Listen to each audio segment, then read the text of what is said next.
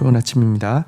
욥기 42장 1절에서 6절 말씀 보도록 하겠습니다. 1절 욥이 여호와께 대답하여 이르되 2절 주께서 못하실 일이 없사오며 무슨 계획이든지 못 이루실 것이 없는 줄 아오니 3절 무지한 말로 이치를 가리는 자가 누구니이까 나는 깨닫지도 못한 일을 말하였고 스스로 알 수도 없고 헤아리기도 어려운 일을 말하였나이다.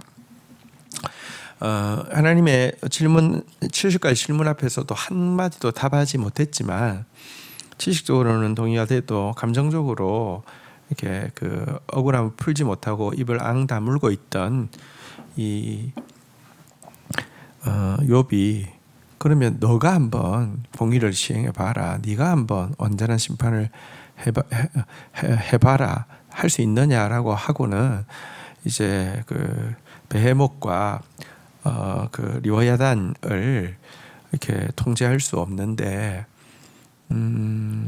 이 죄의 근원인 이렇게 죄와 사망의 권세를 쥐고 있는 사단의 권세 가운데서 내가 무엇을 구원을 위해 무엇을 할 수 있느냐, 이 질문 앞에서 고집스럽게 입을 닫고 있던 욥은요 드디어 여호와 앞에서 입을 열고 있는데요. 입이 열린 욥으로부터 나온 첫 고백은 주님은 못하실 일이 없고 또 못 이루실 일이 없는 분이라고 고백을 하면서 그 하나님 앞에서 아무것도 모르고 아무것도 알 수 없는 그가 친구들과의 변론 과정에서 이 뭐랄까 감정적으로 막 쌓여가지고요 스스로 깨닫지도 못한 말들, 또 알 수도 없고 헤아리기 어려운 일들에 대해서 수없이 말했다는 것을 하나님 앞에 고백을 하고 있습니다. 무지한 말로 이치를 가리우는 자가 바로 자기였으며 깨닫지도 못하는 일을 알 수도 없고 헤아리기도 어려운 일을 너무 많이 내뱉었다라고 하나님 앞에 회개하고 있습니다. 4절도 한번 볼까요? 내가 말하겠사오니 주는 들으시고 내가 주께 묻겠사오니 주여 내게 알게 하옵소서. 그러면서 이제부터는 하나님 앞에 정말 묻고 또 주께 배우는 자세로 다시 신앙생활을 하겠습니다. 이렇게 고백을 하고 있는 모습을 보게 됩니다. 여러분, 지금까지의 그의 주장을 이야기하자면 나는 세상 기준에 의하면 내가 그렇게 큰 죄인이 아니다. 또 솔직히는 자기를 정죄하고 있는 친구들과 비교하면 그 사람들보다는 더 선량한 사람이다. 이렇게 이야기해 오고 있었는데요. 완전하신 하나님 앞에 섰을 때, 그리고 완전한 구원과 심판을 행하고 계신 하나님 앞에 섰을 때 그는 마치 과거 돌로 이렇게 다른 사람을 쳐 죽이는 일에 앞장서던 사도 바울의 모습이 아니라 하나님의 일에 헌신하면서도 스스로를 죄인의 괴수라고 부르던 바로 그 바울의 모습과 마찬가지로 하나님 앞에서 깊이 회개하고 또 가장 겸손하게 주께 배우는 사람이 되겠노라고 고백하고 있습니다.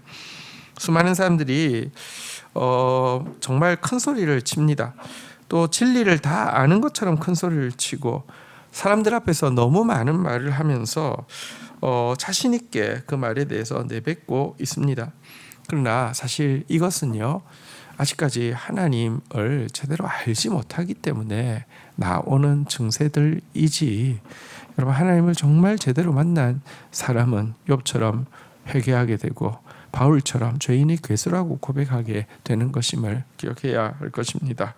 5절 6절 읽겠습니다. 내가 주께 대하여 귀로 듣기만 하였사오나 이제는 눈으로 주를 배옵나이다. 6절 그러므로 내가 스스로 거두어 드리고 티끌과 제 가운데서 회개하나이다.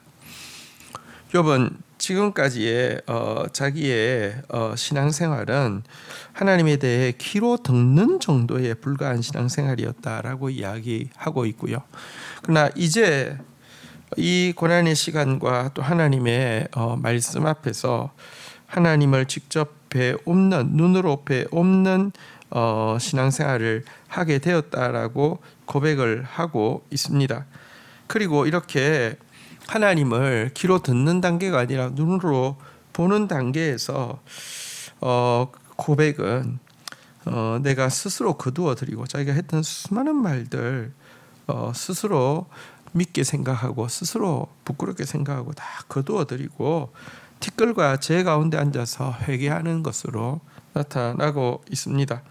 하나님의 전지전능하심과 공의로우심, 자기의 무지무능함과 사실은 공의를 이룰 수 없음을 온전히 깨달은 욥은 하나님 앞에서 철저한 회개만 남기고 있음을 보게 됩니다.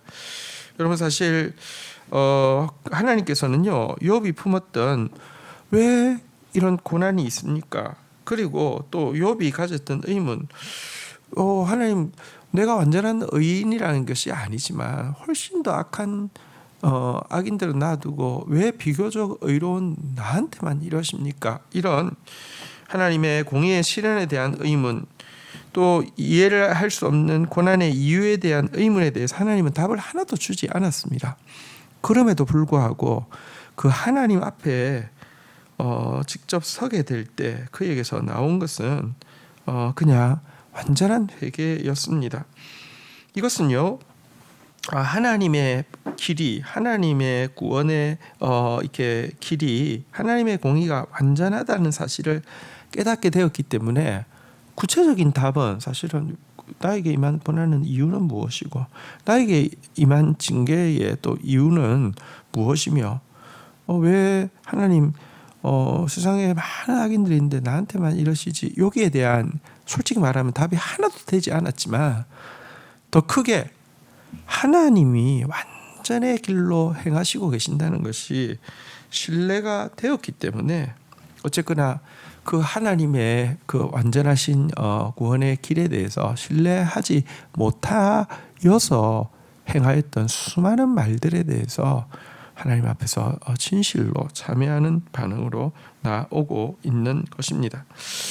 또 사실 하나님께서 왜 욥을 대속의 고난, 이 사실은 이제 구원을 이루는데, 인류 가운데 구원을 이루는데 가장 결정적인 사건이 예수 그리스도의 대속의 고난인데요.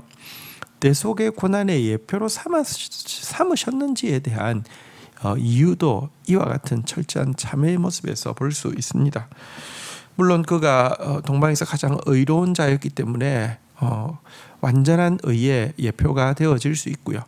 또 물론 그가 정말 그 모진 징계를 고난을 받았을 때 입술로 원망하지 않고 하나님께 원망하지 않으려고 몸부림쳤던 그 모습이 또 예수 그리스도께서 끝까지 털 깎는 자 앞에서 잠잠하던 양과 같은 그 모습의 예표가 되기 때문도 있지만, 무엇보다도 사실은 이해할 수 없는 고난과 또 하나님의 그 공의에 대한 수많은 의문에도 불구하고 크신 하나님에 대한 믿음, 완전하신 하나님의 길에 대한 믿음 때문에 철저히 자기를 낮추고 신뢰할 수 있었던 이 마지막 이 회개의 모습이 예수 그리스도의 예표로서 하나님께서 적절한 인물로 생각하시고 그를 그 영광의 자리에 세우주신 가장 중요한 이유가 됨을 우리는 알 수 있습니다.